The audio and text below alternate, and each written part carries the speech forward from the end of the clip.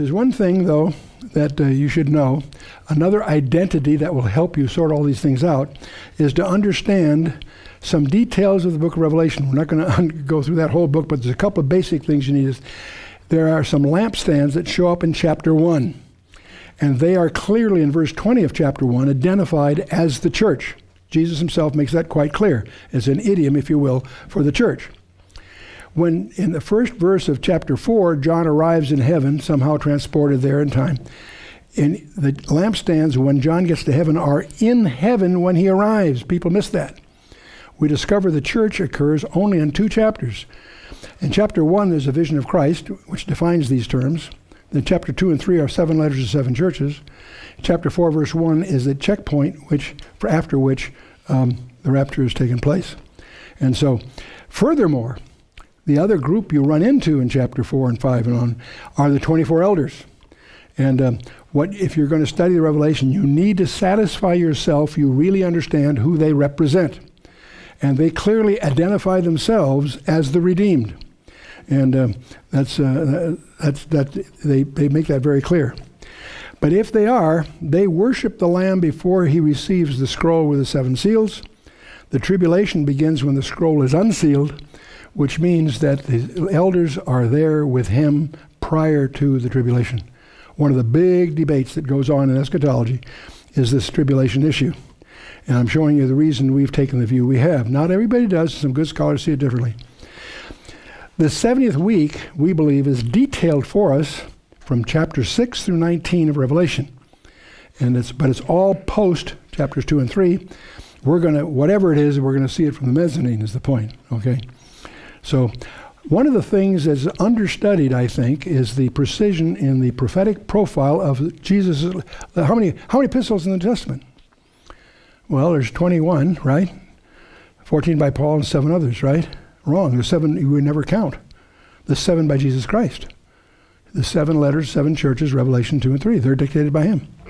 And so we'll take a look at those. We have Ephesus, Smyrna, Pergamos, Thyatira, Sardis, Philadelphia, and Laodicea. Why those 7?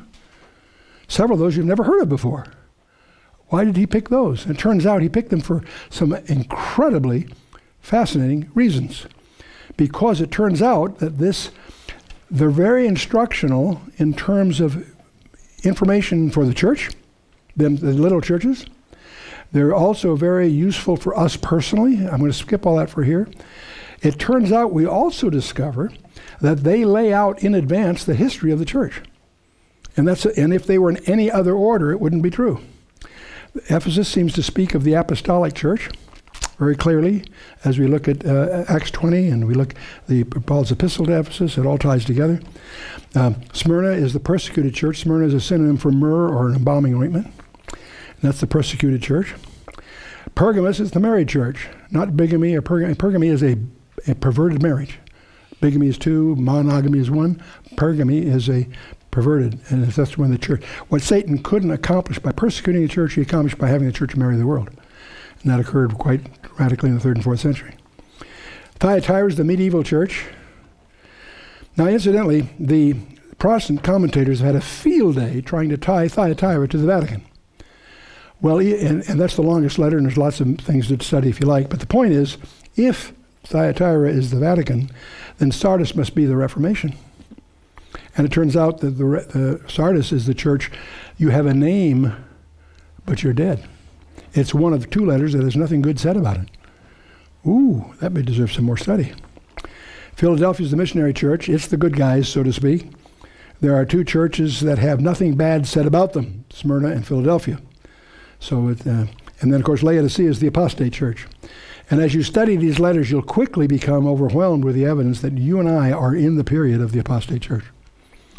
And so, for what that's worth. But there's much more here than most people study. We notice that the postscript, the ending of each of these letters is a phrase, he that hath an ear, let him hear what the Spirit says to the churches. But strangely, the first 3, that postscript is, that ending phrase is postscripted.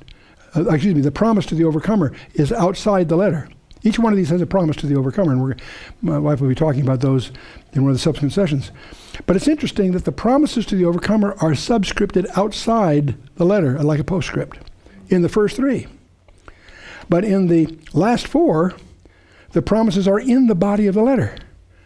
That catches our attention. See, if you have the premise that we approach the text with, that nothing in there is by accident, everything's there deliberate and for design. Why?